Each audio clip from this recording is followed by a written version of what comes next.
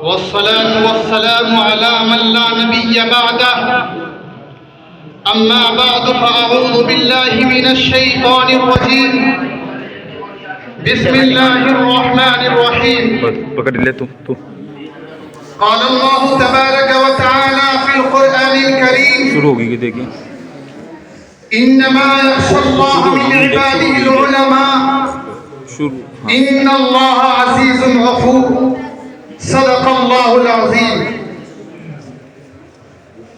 ذات نبی بلند ہے ذات خدا کے بعد. ذات نبی بلند ہے ذات خدا کے بعد. دنیا میں جس قدر احترام کے قابل ہیں لوگ, دنیا میں جس قدر احترام کے قابل ہیں لوگ, میں سبھی کو مانتا ہوں مگر مصطفیٰ کے بعد. میرے واجب الاحترام حکم مستحکم اور حاضرین مجلس, آج کی اس پرنور مجلس کے اندر میں ایسی شخصیت کا تذکرہ کرنے جا رہا ہوں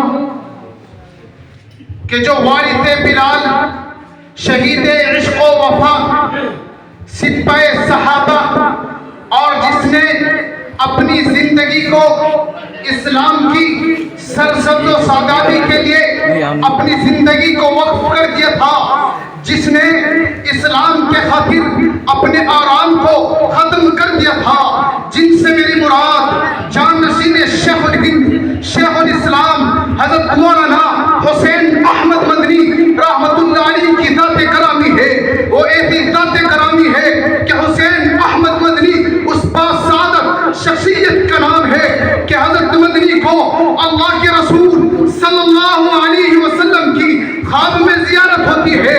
حضور فرماتے ہیں کہ حسین احمد مدنی کہ جس چبوترے پر بیٹھ کر میں لوگوں کو درس دیا کرتا تھا, اس چبوترے پر بیٹھ کر تو لوگوں کو میری حدیث پڑھا. اللہ کی قسم حسین احمد مدنی نے حضور کا یہ فرمان سنا, اور اس فرمان کو سن جانے کے باوجود حسین احمد مدنی 18 سال تک رسول اللہ صلی اللہ علیہ وسلم کے روزے پر رسول اللہ صلی اللہ علیہ وسلم کی حدیث کا درس دیتے رہے. اور کھانے پینے کا یہ معمول تھا کہ مغرب کی نماز کے بعد مدینے کی گلیوں میں جاتے اور وہاں جو سبزی اور پھل پڑے ہوتے اس کو لا کر دھو کر کھا لیتے. اور 18 سال تک انہوں نے اور ان کے رفقاؤں نے اسی پر صبر اختیار کیا. اور اس کے بعد حضرت مدنی کو حضور اکرم صلی اللہ علیہ وسلم کی زیارت ہوتی ہے کہ حسین احمد مدنی جو ہندوستان کے اندر جا, اب تیری ہندوستان کو ضرورت ہے. حضرت مدنی حضور صلی اللہ علیہ وسلم کے حکم سے ہندوستان کے اندر تشریف لاتے ہیں, اور ہندوستان کے اندر تشریف لا کر سب سے پہلے قطب الاقطاب امام ربانی محبوب سجانی حضرت مولانا رشید احمد گنگوہی کے ہاتھ پر پیٹ ہونے کا سب حاصل ہوتا ہے.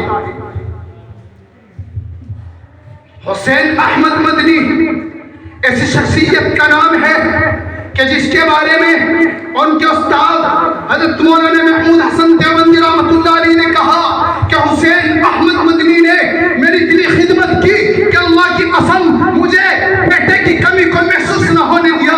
اور اسی خدمت کے مطابق, اسی خدمت کی بدولت اللہ رب العزت نے ان سے اتنا بڑا کام لیا کہ ان کو شیخ الاسلام بنایا.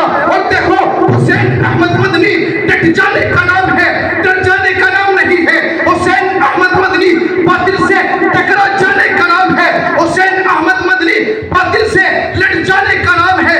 اور دیکھو حسین احمد مدنی کی جرأت و بیباکی کو جب ہندوستان کے اندر انگریز اپنی فوجوں کے اندر مسلمانوں کو داخل کر رہا تھا تو حضرت مدنی نے فتویٰ دیا تھا کہ انگریز کی فوج میں بھرتی ہونا حرام ہے, حرام ہے. حضرت پر کراچی کی عدالت کے اندر مقدمہ درج کیا گیا, اور اس مقدمے کی پیروی کرنے کے لیے جب حضرت مدنی رحمہ اللہ علیہ کراچی کی عدالت میں پہنچتے ہیں, انگریز جج کہتا ہے کہ میں نے سنا ہے حضرت آپ نے فتویٰ دیا ہے کہ انگریز کی فوج میں بھرتی ہونا حرام ہے. حضرت مدنی نے فرمایا او انگریز جج, دیا کیا ہوتا ہے, دیتا ہوں اور دیتا رہوں گا جب تک کہ حسین احمد مدنی کے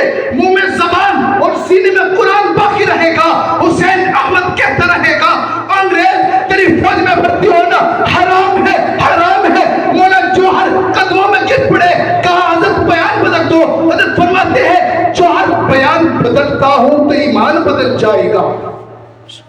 اس کے بعد انگریز کہتا ہے، آپ کو معلوم ہے اس بغاوت والی تقریر کی سزا کیا ہے؟ حضرت فرماتے ہیں کیا ہے؟ انگریز کہتا ہے ایسی بغاوت والی تقریر کی سزا پھانسی ہے۔ حضرت اسی کو کھولتے ہیں اور اس کے اندر سے سفید رومال نکال کر کراچی کی عدالت میں لے آ کر کہتے ہیں، وہ انگریز تجھے معلوم ہونا چاہیے جب حسین احمد دیوبند سے چلا تھا تو کفن کا کپڑا بھی ساتھ لے آیا تھا۔